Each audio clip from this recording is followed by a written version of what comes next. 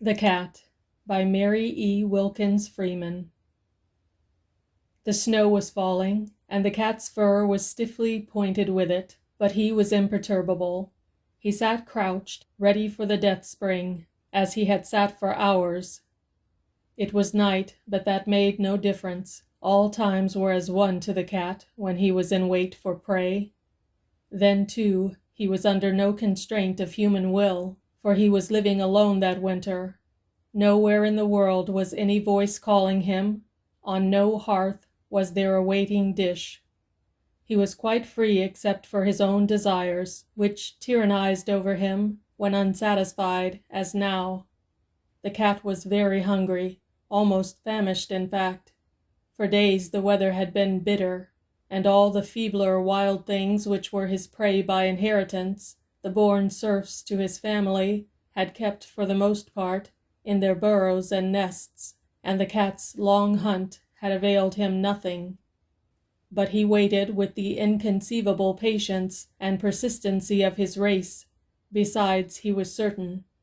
The cat was a creature of absolute convictions, and his faith in his deductions never wavered. The rabbit had gone in there between those low-hung pine boughs. Now her little doorway had before it a shaggy curtain of snow, but in there she was. The cat had seen her enter, so like a swift gray shadow that even his sharp and practiced eyes had glanced back for the substance following, and then she was gone. So he sat down and waited, and he waited still in the white night, listening angrily to the north wind, starting in the upper heights of the mountains with distant screams, then swelling into an awful crescendo of rage, and swooping down with furious white wings of snow, like a flock of fierce eagles, into the valleys and ravines. The cat was on the side of a mountain, on a wooden terrace. Above him, a few feet away, towered the rock ascent as steep as the wall of a cathedral.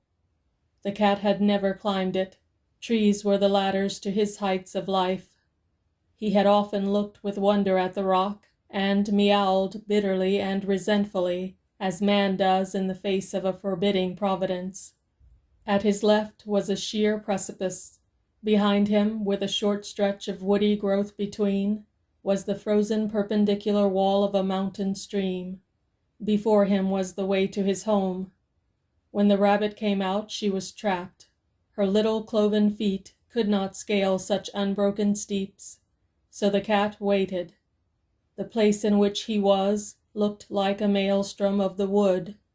The tangle of trees and bushes clinging to the mountainside with a stern clutch of roots, the prostrate trunks and branches, the vines embracing everything with strong knots and coils of growth, had a curious effect, as of things which had whirled for ages in a current of raging water, only it was not water but wind, which had disposed everything in circling lines of yielding to its fiercest points of onset. And now over all this whirl of wood and rock and dead trunks and branches and vines descended the snow. It blew down like smoke over the rock crest above. It stood in the gyrating column like some death wraith of nature on the level. Then it broke over the edge of the precipice, and the cat cowered before the fierce backward set of it. It was as if ice needles pricked his skin through his beautiful thick fur, but he never faltered and never once cried. He had nothing to gain from crying, and everything to lose. The rabbit would hear him cry and know he was waiting. It grew darker and darker, with a strange white smother instead of the natural blackness of night. It was a night of storm and death superadded to the night of nature.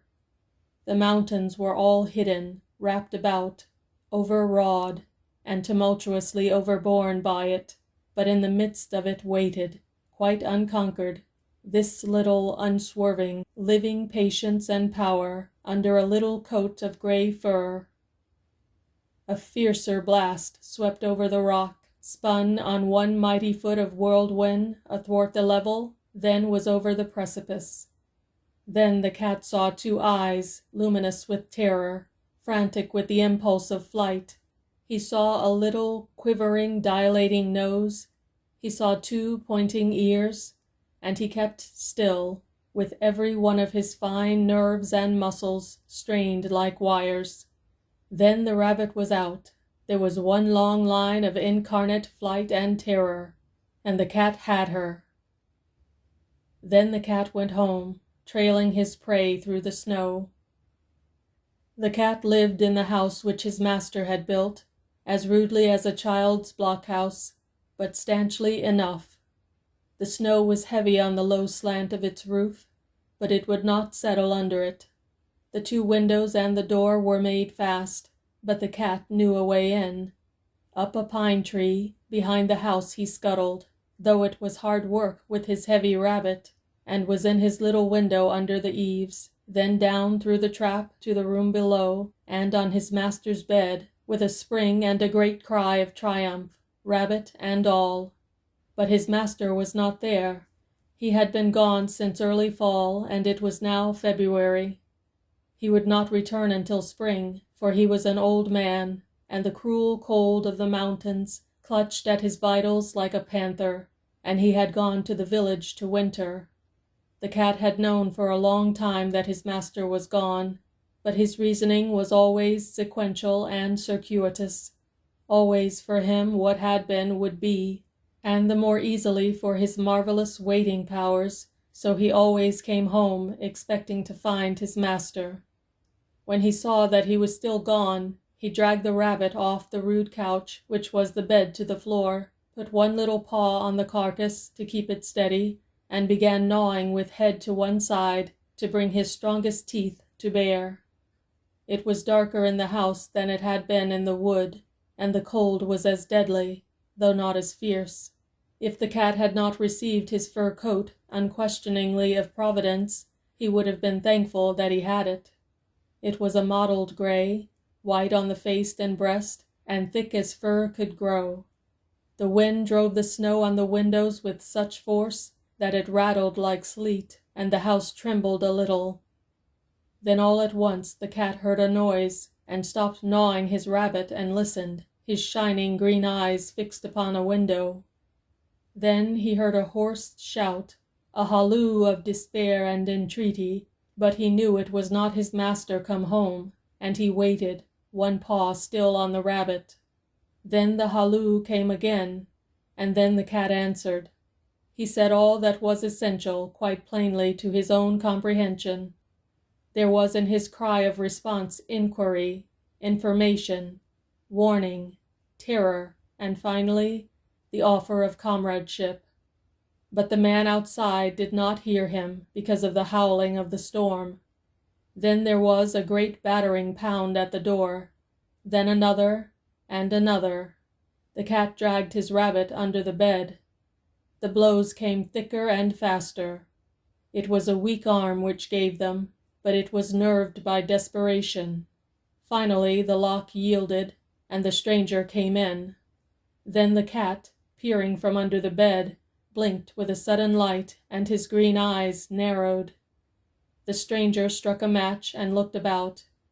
The cat saw a face wild and blue with hunger and cold, and a man who looked poorer and older than his poor old master, who was an outcast among men for his poverty and lowly mystery of antecedents.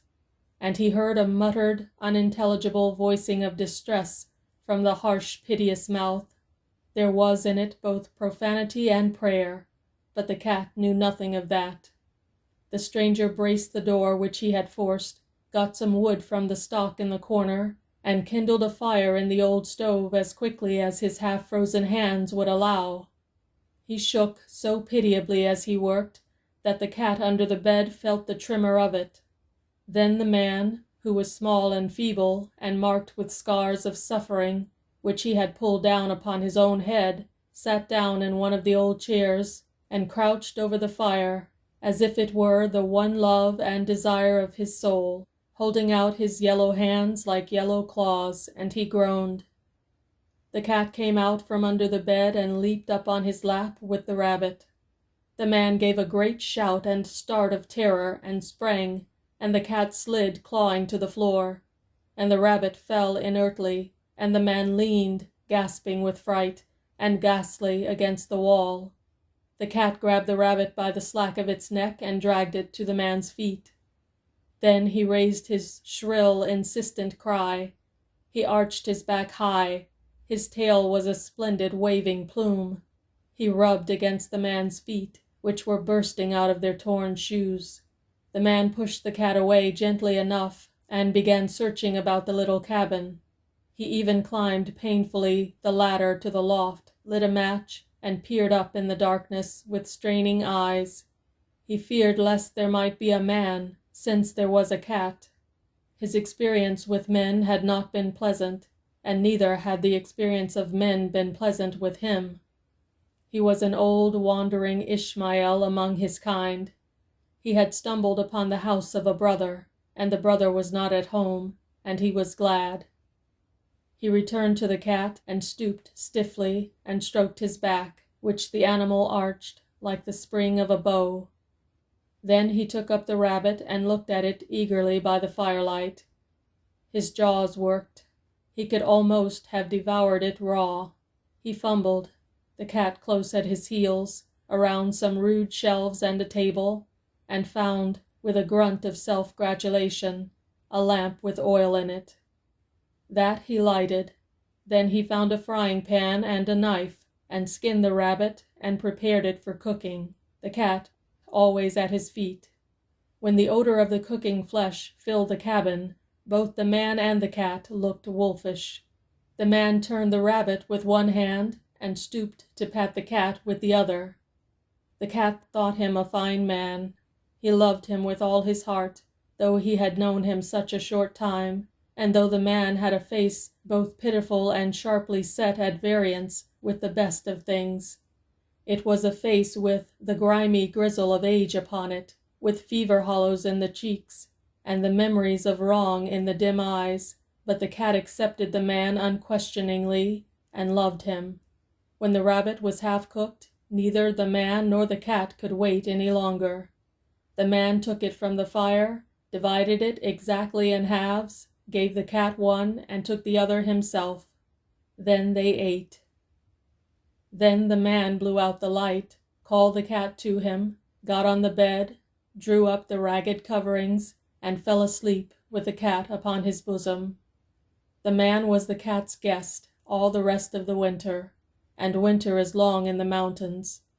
The rightful owner of the little hut did not return until May. All that time the cat toiled hard, and he grew rather thin himself, for he shared everything except mice with his guest, and sometimes game was wary, and the fruit of patience of days was very little for two. The man was ill and weak, however, and unable to eat much, which was fortunate, since he could not hunt for himself. All day long he lay on the bed, or else sat crouched over the fire. It was a good thing that firewood was ready at hand for the picking up, not a stone's throw from the door. For that he had to attend to himself. The cat foraged tirelessly. Sometimes he was gone for days together, and at first the man used to be terrified, thinking he would never return. Then he would hear the familiar cry at the door, and stumble to his feet to let him in. Then the two would dine together, sharing equally. Then the cat would rest and purr, and finally sleep in the man's arms.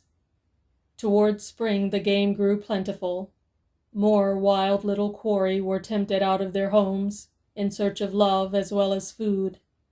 One day the cat had luck, a rabbit, a partridge, and a mouse. He could not carry them all at once, but finally he had them together at the house door. Then he cried, but no one answered. All the mountain streams were loosened, and the air was full of the gurgle of many waters, occasionally pierced by a bird whistle. The trees rustled with a new sound to the spring wind. There was a flush of rose and gold green on the breasting surface of a distant mountain, seen through an opening in the wood. The tips of the bushes were swollen and glistening red, and now and then there was a flower, but the cat had nothing to do with flowers. He stood beside his booty at the house door, and cried with his insistent triumph and complaint and pleading, but no one came to let him in. Then the cat left his little treasures at the door, and went around to the back of the house to the pine tree, and was up the trunk with a wild scramble, and in through his little window, and down through the trap to the room, and the man was gone. The cat cried again, that cry of the animal for human companionship, which is one of the sad notes of the world. He looked in all the corners. He sprang to the chair at the window, and looked out, but no one came. The man was gone, and he never came again. The cat ate his mouse out on the turf beside the house. The rabbit and the partridge he carried painfully into the house, but the man did not come to share them. Finally, in the course of a day or two, he ate them up himself.